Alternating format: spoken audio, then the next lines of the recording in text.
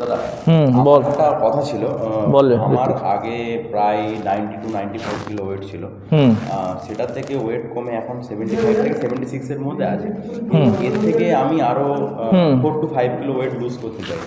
এই আমার এই একটা প্রিভিয়াস ছবি আমি দেখতে পারি, এইরকম আমি ছিলাম। এটা থেকে আমি নিজে ওয়ার্কআউট করে এবং ঘরে খাবার দাবার কাট আউট করে আমি এইভাবে এই ওয়েটে এসেছি, কিন্তু এর থেকে কমাতে পারছি না। তুই যখন এখানে এসেছিলিস মানে এখন যা আছিস একটু ফ্যাটি ছিলিস, তাই তো? হ্যাঁ, ফ্যাটি ছিলাম। তো তোমরা আগে সবাই এটা দেখো, ছবিটা দাও, ছবিটা দেখো।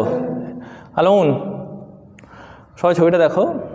তো সেই ছেলে থেকে আজকে এই ছেলেতে পরিণত হয়েছে। তো প্রথমে আগে হোম ওয়ার্কআউট করতো। তো আমার গাইডেন্সই এখানে মোটামুটি কতদিন হলো? 4 মাস। হ্যাঁ, 4 মাস। 4 মাস। তো প্রথমে ও নিজের চেষ্টায় অনেকটাই কমিয়েছে, আর এখানে এসে মোটামুটি একটা রেজাল্ট পেয়েছে। এখন তুই কি বললি? আমি এক্সারসাইজ করতে করতে শুনলাম আরও একটু ওয়েট লুজ করতে চাই, মানে এখন স্টেবল হয়ে রয়েছে আর কমছে না। শোনো, সবাই একটা কথা শোনো, যে ও যেটা বললো ওটা কিন্তু অনেকের ক্ষেত্রে হয়। একটা জিনিস ভাববে, যখন তোমার ওয়েট কমছে না মানে এই নয় যে আমি স্ট্রং হচ্ছি না।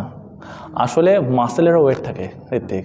তো যখন আমার ওয়েট একটা জায়গায় স্টেবল হয়েছে মানে আমাকে হ্যাপি হতে হবে। কেন? কারণ আমার ফ্যাট লস হচ্ছে, মাসেলের কোয়ান্টিটি বাড়ছে। কারণ মাসেলের ওয়েটেতে একটা ওয়েট থাকে।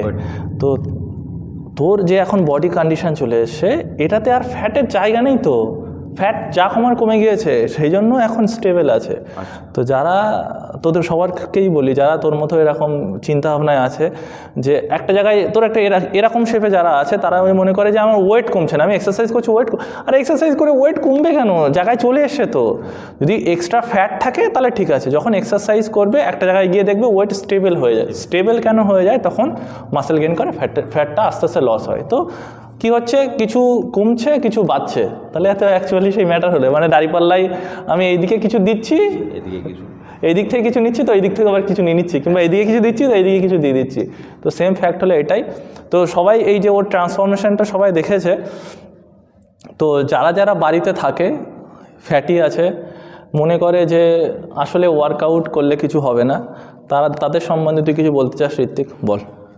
ওয়ার্কআউট এমনই একটা জিনিস যেটাতে ফিজিক্যাল অ্যাক্টিভিটি করলে যাতে মনটাও ভালো থাকে এবং কি কাজের প্রতি এনার্জেটিক ভাব থাকে, এবং অফিসে বা পড়াশোনাতেও মনোযোগী হওয়া যায়।